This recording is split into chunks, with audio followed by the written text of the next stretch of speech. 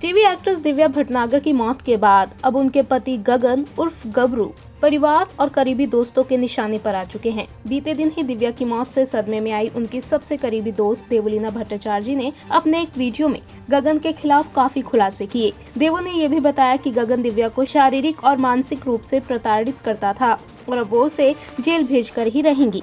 वहीं अब दिव्या के घर वाले भी उनकी मौत के बाद गगन के खिलाफ सख्त कार्रवाई करने की सोच रहे हैं।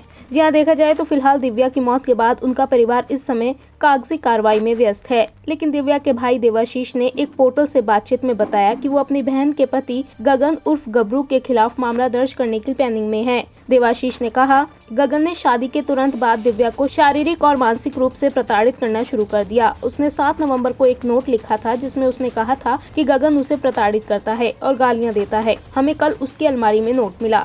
घरेलू दुर्व्यवहार के प्रकरण के बाद उसने पुलिस में संपर्क किया और उसके खिलाफ 16 नवंबर को एनसी दर्ज करवाई थी। जब मैंने अस्पताल में भर्ती होने के दौरान उनसे बात की तो मैंने उन्हें मजबूत रहने के लिए कहा था। ऐसे में अब जब देवो के साथ साथ दिव्या का परिवार भी गगन के खिलाफ एक्शन लेने के मूड में आ चुका है, तो क्या ये मान लिया जाए कि अब दिव्या के पति गगन का जेल जाना पक्का है? बेशक दिव्या की मौत कोविड की वजह से हुई, लेकिन परिवार वाले और दिव्या की सबसे करीबी दोस्त रही देवलीना उनकी बिगड़ती तबियत का कारण सिर्फ और सिर्फ उनके पति गगन को ही मान रहे हैं। उनका कहना है कि गगन ने ही दिव्या को धोखा देकर शादी की थी। हालांकि दिव्या के पति गगन की तरफ से फिलहाल कोई जवाब नहीं आया है और वो इन तमाम खुलासों के बाद चुप ही हैं। लेकिन अब देखना तो ये है कि दिव्या की इस दुख भरी मौत के बाद क्या वाकई उनके पति को जेल हो जाएगी? आखिर इस मामले में आगे क्या कुछ होने वाला है, इस पर अब सभी की नजरें रहेंगी।